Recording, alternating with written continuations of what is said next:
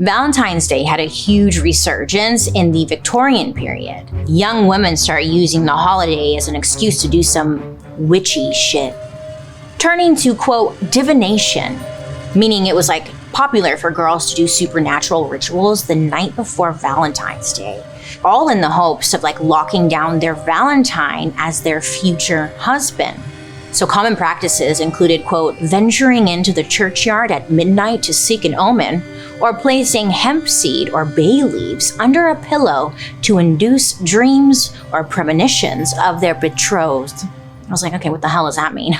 So like back then, instead of Valentine's Day, we would be meeting up instead like at midnight doing full like moon rituals in the churchyard, and then like sneaking shit under like your man's pillow in hopes to make him fall in love with you. They would do all this in hopes that the man would like propose. These girls were not leaving Valentine's Day without a relationship, okay? They were determined. They were like, girls, it's Valentine's Day next week. Gwendolyn, I need you on herb duty. We're meeting outside the church at 1 a.m., okay? I cannot handle another situationship this year, Sabrina. Honestly, I love this version of Valentine's Day, you know? Witchy shit sounds so fun. Back then, wives, girlfriends, lovers, and crushes would be gifted with something like a little cheeky.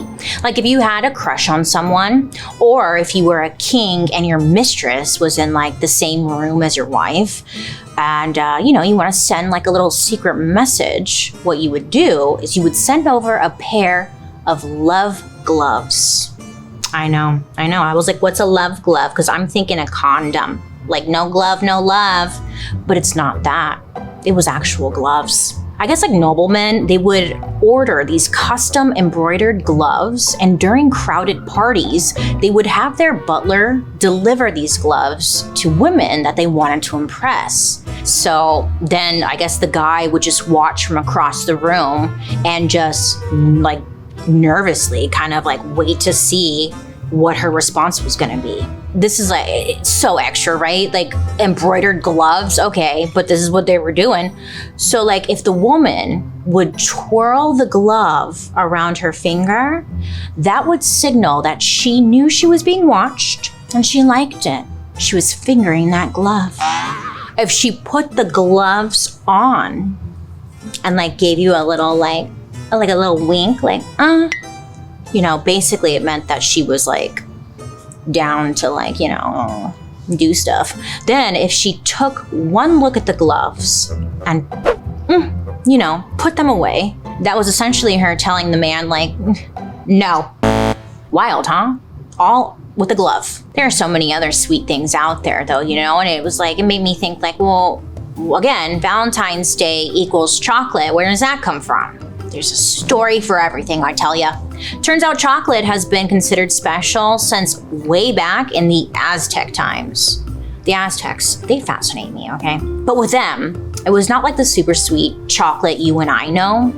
It was just the cacao beans. Aztecs considered cacao sacred, and they would use it in ritual offerings to gods during funerals and even like during celebrations. The Aztecs even invented their own hot chocolate using these cacao beans. The Aztecs also believed that chocolate was an aphrodisiac because of the rush of energy that they would get from drinking it. Because cacao beans have some caffeine in them. So, it did happen. Now, when the Europeans first tried some of this Aztec hot chocolate, they licked their cacao-stained lips and were like, we gotta take some of this shit home. So they brought the delicacy back home with them to Spain, and pretty soon the cacao craze had spread all across Europe. But like most things back then, it really was not like mass produced or available to everyone, It was mainly for the wealthy, the upper crusts of society. And one of these upper crusts was a man named Giacomo Casanova. I know, what a great porn name, right? Apparently, Giacomo is like the OG Casanova and was known for a very long time as the most famous lover in the world. In the 1700s, Giacomo published stories about his very juicy life. He was an adventurer, a gambler, a lawyer. He did it all. But the real reason people were reading Giacomo's stories was because of all of his scandalous sexual adventures. He was kind of like the Leonardo DiCaprio of his time. People were interested. He's like, what 20-year-old does he have this time, you know?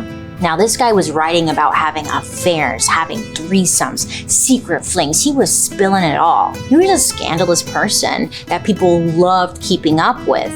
It was like a Victorian page 6. So Giacomo, he wrote this autobiography called Story of My Life. LOL. No, what a great title, right? And the book just like blew up all over the world because his autobiography was a glimpse into the unknown customs of European social life. Like, people wanted to know. Plus, they wanted to hear about all of his sexual experiences. After writing about all these sexual adventures, he also became one of the world's most famous lovers. In that same autobiography, Giacomo also revealed the potion to keep the juices flowing. Sounds gross, I know. He called it the elixir of love. And you're probably wondering at home, like, well, what is that elixir, Bailey? 2 Vicodins and a dry martini? No, it was chocolate. So for decades, rich people drank hot chocolate like it was coffee. And once Cadbury invented the heart-shaped box of chocolates, the middle class was able to have access to this sweet treat as well. It kind of evolved from aphrodisiac to just a sweet gesture to show someone that you love them by giving them chocolate, you know? Or maybe just to set the expectations of the night. Giacomo.